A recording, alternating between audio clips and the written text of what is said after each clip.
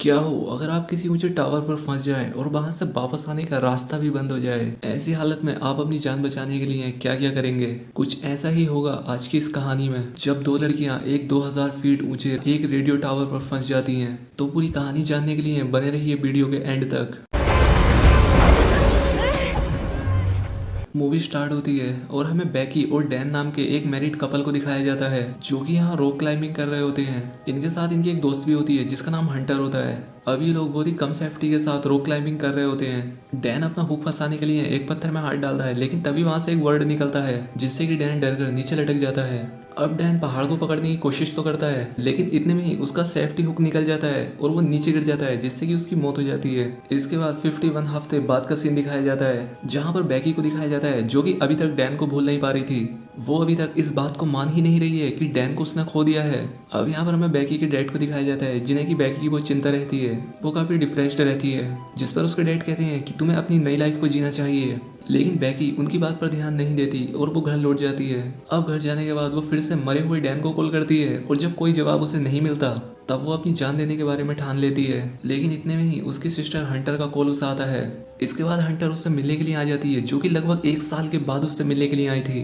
अब बैकी अपनी बहन को देखकर काफी खुश हो जाती है। यहाँ पर हंटर उससे कहती है कि हमें काफी दिन हो गए कुछ एडवेंचर किए हुए, तो क्यों ना हमें किसी नए एडवेंचर पर चलना चाहिए। वो यहाँ पर बैकी को एक B-67 टावर की फोटो दिखाती है, जो कि काफी समय से बंद पड़ा था, और वो बैकी से कहती है कि चलो हम इस पर क्लाइंबिंग करेंगे और चलो हम फिर से अपनी पुरानी यादों को ताज़ा करें। अब क्योंकि बैकी डैन को अभी भी भूल नहीं पाई थी, इसलिए वो हंटर से उसके साथ जाने के लिए मना करती है। इसके बाद रात हो जाती है और रात में बैकी के मन में पता नहीं क्या आता है कि वो सुबह होते ही हंटर से कहती है कि मैं तुम्हारे साथ क्लाइंबिंग पर चलने के लिए तैयार हूँ। दरअसल बैकी सोच रही होती है कि जब हम टावर पर क्लाइंबिंग करेंगे तब वो डैन की एशेस को भी वहां से छोड़ देगी, यानी कि उसकी राख को।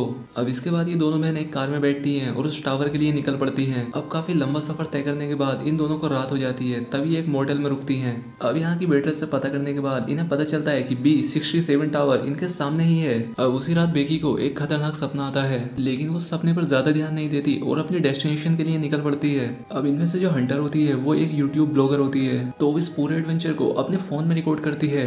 अब यहाँ से उनके निकलने के बाद ही उनका एक्सीडेंट होते होते बच जाता है, और इसके बाद ये फिर से उस टावर की तरफ बढ़ने लगती हैं। अब टावर के पास पहुंचने पर अंदर न जाने का एक साइन बोर्ड लगा हुआ था, और इसके बाद ये दोनों बहनें अपनी कार को यहीं पर छोड़कर पैदल ही आगे जाने लगती हैं। अब टावर के पास जाते हुए रास्ते में ये देखती हैं कि एक जानवर को कुछ बर्ड्स मिलकर खा रहे थे।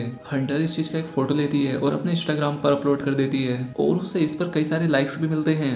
अब ये दोनों टावर के पास पहुंच जाती हैं और पता लगता है कि टावर बहुत ही ज्यादा ऊंचा और खतरनाक दिख रहा था, और साथ ही तेज हवा होने के चलते ये टावर इधर उधर मूवमेंट भी कर रहा था। अब हंटर तो इस चीज को लेकर काफी खुश होती है कि मैं इस टावर पर चढ़ने वाली हूँ, लेकिन बेकी के अंदर घबराहट बढ़ने लगती है। वो यहाँ पर हंटर से कहती है कि मुझे डर लग रहा है, मैं ऊपर नहीं जा सकती। लेकिन हंटर उससे कहती है कि अब यहाँ तक आ जाने के बाद तुम उस पर नहीं चढ़ोगी, ये क्या बात हुई। अब ये बेकी को काफी मनाती है और बेकी भी इसकी बातों में आ जाती है। इसके बाद ये दोनों बहनें टावर के पास पहुंच जाती हैं और उस पर चढ़ना शुरू कर देती हैं। अब कुछ देर तक ये दोनों एक साथ चढ़ती रहती हैं, लेकिन तभी बेकी की सीढ़ी का एक डंडा टूट जाता है, और इस घटना के बाद ये बात हमें साफ समझ आ रही थी कि ये टावर इनके लिए एक बड़ी मुसीबत बनने वाला है। इसके बाद ये दोनों फिर से ऊपर चढ़ना स्टार्ट कर देती हैं, और अब तक ये दोनों 1000 फीट की ऊंचाई पर पहुंच चुकी थी, और इनकी इस समय ऊंचाई आईफिल टावर से भी ज्यादा थी। और अब इतनी ऊंचाई से इन लोगों को पास का टाउन बहुत ही छोटा दिखाई दे रहा था। अब इस ऊंचाई पर हवा का जो बहाव था वो काफी ज्यादा तेज हो जाता है। यहाँ तक पहुंचने के बाद जो टावर के अंदर की सीढ़ियां थी वो खत्म हो चुकी थी, क्योंकि इन्हें अब 200 फीट ऊपर बाहर की सीढ़ियों से होते हुए ऊपर जाना था। अब बेकी तो इस चीज से और भी ज्यादा डरने लगी थी,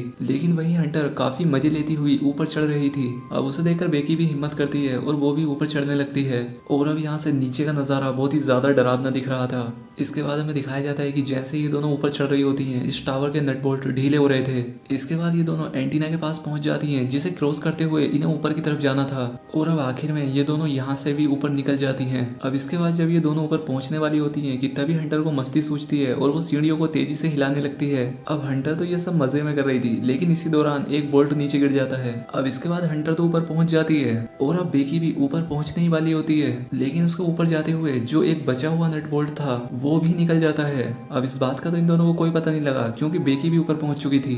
अब ये दोनों टावर के ऊपर पहुंच जाती हैं और यहाँ पहुंचकर ये दोनों काफी खुश होती हैं। और अब यहाँ पहुंचने पर बेकी का डर भी खत्म हो चुका था।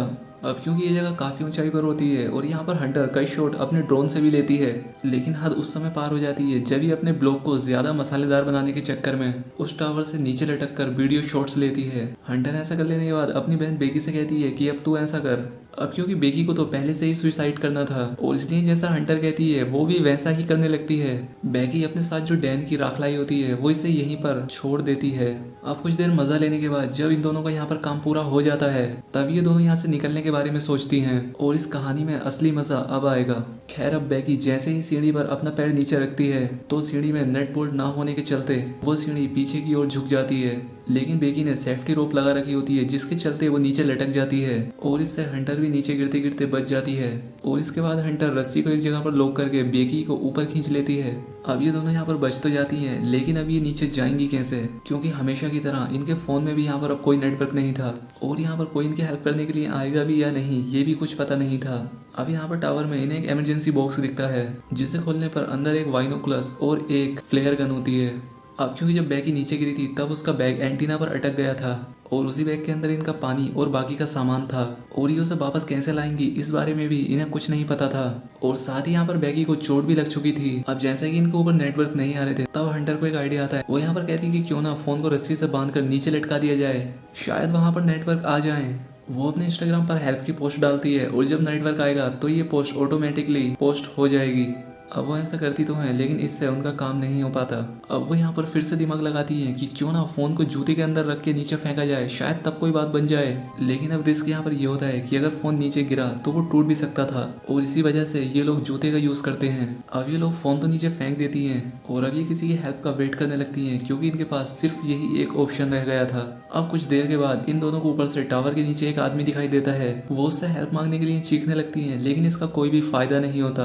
अब इनका अगला प्लान ये होता है कि जब रात हो जाएगी तब हम इस फ्लेयर गन का यूज करेंगे। अब इसके बाद रात में बेकी फ्लेयर गन चलाती है जिसके बाद कुछ दूरी पर दो आदमी होते हैं वो इन्हें देख लेते हैं। अब यहाँ पर इन्हें लगता है कि अब ये दोनों शायद बच जाएंगी क्योंकि नीचे जो दोनों आदमी थे उन्होंने इन्हें देख लिया था, लेकिन वो नीचे के दोनों आदमी तो चोर थे और वो दोनों यहाँ पर आकर उनकी कार ही चुरा कर ले जाते हैं। और ये चीज जो इनके साथ हो गई थी इस बारे में इन दोनों ने बिल्कुल भी नहीं सोचा था। अब किसी तरह से ये दोनों ये रात तो गुजार लेती हैं और इसके बाद अगला दिन होता है। अब इन दोनों को यहाँ पर भूख और प्यास लगने लगी थी जिसके बाद हंटर डिसाइड करती है कि मैं नीचे जाकर उस बैग को लेकर आऊंगी। अब यहाँ पर हंटर अपनी जान को रिस्क में डालते हुए इस ऊंचाई से लटक कर उस बैग को लाने की कोशिश करती है, लेकिन क्योंकि वो सेफ्टी रोप छोटी होती है इसलिए हंटर उस सेफ्टी रोप को खोलकर एंटीना पर छलांग लगा देती है। अब एंटीना पर पहुंचने के बाद उसे वो बैग मिल जाता है और सबसे पहले वो बैग में से सेल्फी स्टिक निकालती है और इस सेल्फी स्टिक के सहारे वो बैग को उस रोप में टांग देती है। अब क्योंकि रोप को इस तरह से पकड़ पाना मुश्किल था इसलिए हंटर रोप को कूदकर पकड़ने का डिसाइड करती है और फाइनली हंटर कूदकर उस रोप को पकड़ लेती है और इसके बाद वो उस रस्सी के सहारे ऊपर जाने लगती है और तभी अचानक से हंटर की पकड़ छूट जाती है और वो नीचे गिरने लगती है। यहाँ पर बेगी को लगता है कि शायद हंटर नीचे गिर गई है, लेकिन हंटर ने रस्सी पकड़ ली थी और इसके बाद बेकी उसे ऊपर खींच लेती है। अब ऊपर आने के बाद बेकी बैग से पानी निकाल कर पीती है। इसके बाद वो एक पेपर निकालती है और उस पर एक हेल्प नोट लिखती है और वो इसे ड्रोन पर लगाकर नीचे भेज देती है। अब वो यहाँ पर ड्रोन को उड़ाने लगती है लेकिन उसकी बैटरी लो हो जाती है जिसके चलते उन्हें ड्रोन को वापस लाना पड़ता है। अब इसी तरह से ये दिन भी बीत चला था और अब रात हो गई थी और आज की रात बेकी के लिए काफ़ी डरावनी होती है क्योंकि आज की रात उसे काफ़ी नाइटमेयर आते हैं। लेकिन टावर के ऊपर लगी एक फ्लैश लाइट को देखकर बेकी को एक आइडिया आता है। अब इसके बाद जब सुबह हो जाती है तब हंटर बेकी को मोटिवेट करते हुए उसे टावर के ऊपर लाइट तक जाने के लिए कहती है ताकि वो अपने ड्रोन को चार्ज कर सके। अब वो जब ऊपर चढ़ रही होती है तब उसे नीचे देखकर काफी डर लग रहा होता है। खैर बेकी ऊपर चढ़ जाती है और टावर की लाइट को निकाल कर उसमें ड्रोन का चार्जर लगाने की कोशिश करती है, लेकिन यहाँ पर चार्जर सॉकेट से छोटा पड़ रहा था और बाद में बेकी उसमें अपनी रिंग डाल देती है और इसके बाद ड्रोन चार्ज होने लग जाता है। अब क्योंकि ड्रोन को चार्ज होने में कुछ समय लगता है इसलिए बेकी इसी तरह से उस पोल को पकड़कर लटकी रहती है और तभी आसमान में उड़ने वाले पक्षी उस पर आकर अटैक करने लगते हैं। काफी देर मेहनत करने के बाद अब फाइनली ड्रोन चार्ज हो जाता है, लेकिन जब वर्ड आखिरी बार हमला करता है तब बेकी के पास जो बैग होता है वो नीचे गिर जाता है। इसके बाद बेकी पोल से नीचे आ जाती है। इसके बाद फिर से बेकी ड्रोन पर हेल्प नोट लिखकर उसे उड़ाने की कोशिश करती है। अब ड्रोन उड़ता हुआ मॉडल की तरफ जा रहा था, लेकिन तभी एक ट्रक उस ड्रोन से टकरा जाता है और अब इनकी लास्ट होप भी खत्म हो जाती है। अब दोस्तों हमें यहाँ पर लग रहा था कि शायद हंटर अभी भी जिंदा है, लेकिन वो जिंदा नहीं होती। दरअसल जब वो बैग लेने के लिए एंटीना से लटकी होती है और उससे जब वहाँ पर वो रोप छूट गया था उसी वक्त हंटर की डेथ हो गई थी और बेकी ने सिर्फ बैग ही ऊपर खींचा था और वो यहाँ पर इस बात को एक्सेप्ट ही नहीं कर पा रही थी कि हंटर भी मर गई है। वो एक आखिरी बार अपने डैड को एक मैसेज रिकॉर्ड करती है कि वो उनसे बहुत ज्यादा प्यार करती है। दूसरी तरफ उसके डैड भी उसे कई बार कॉल करने का ट्राई कर रहे थे। अब रात में काफी खतरनाक तूफान आता है और बेकी इसका सामना करते हुए किसी तरह से अपना टाइम गुजारती है। लेकिन अगली सुबह जब बेकी की आंख खुलती है तो वो पाती है कि एक पक्षी उसकी चोट को खा रहा था। लेकिन तभी बेकी उस बर्ड की गर्दन पकड़ती है और उसे मार डालती है। और अब यहाँ पर बेकी उसी के मांस को खाकर आगे सरवाइव करने की कोशिश करती है। अब इस सब के बाद बेकी को एक आइडिया आता है। वो नीचे खुद को रस्सी से बांधकर हंटर के पास जाने का डिसाइड करती है। इसके बाद वो रस्सी पर लटक जाती है और एंटीना तक पहुंचने की कोशिश करने लगती है। और कुछ देर कोशिश करने के बाद ये एंटीना तक पहुंच जाती है। अब यहाँ पर बेकी के पास एक और लास्ट प्लान बचा होता है। वो अपने फोन पर अपने डैड को एक हेल्प का मैसेज सेंड करती है। उसके पास जो जूता होता है उसके अंदर फोन डालकर इसके बाद वो जूता हंटर की बॉडी के अंदर डाल देती है। और इस बार उसने ऐसा इसलिए किया होता है क्योंकि इस बार उसका फोन ना टूट जाए। और अब इससे बेकी का काम बन जाता है। हम देखते हैं कि बेकी के फादर उसी स्पॉट पर पहुंच जाते हैं। यहाँ पर बहुत सारी पुलिस भी पहुंच चुकी थी। यहाँ पर हंटर की बॉडी होती है जिसे देखकर बेकी के फादर को लगता है कि शायद ये बेकी की ही बॉडी होगी। लेकिन दूसरी तरफ बेकी एकदम ठीक होती है और यहाँ पर बेकी अपने फादर से मिल जाती है और ये दोनों एक दूसरे को देखकर काफी खुश होते हैं। और अब इसी के साथ ये मूवी यहाँ पर एंड हो जाती है। दोस्तों वीडियो कैसी लगी कमेंट करके जरूर बताएं। साथ ही चैनल को सब्सक्राइब और वीडियो को लाइक जरूर करें। और अगर आपको इसी तरह की वीडियो देखना पसंद है तो आप मेरे दूसरे चैनल को भी सब्सक्राइब कर लें, जिसका लिंक मैंने अपनी वीडियो के डिस्क्रिप्शन में दे दिया है और साथ ही कमेंट में भी पिन कर दिया है। आप कहीं से भी उसे सब्सक्राइब कर सकते हैं। तो आज के लिए बस इतना ही, मिलते हैं हमारी नेक्स्ट वीडियो में।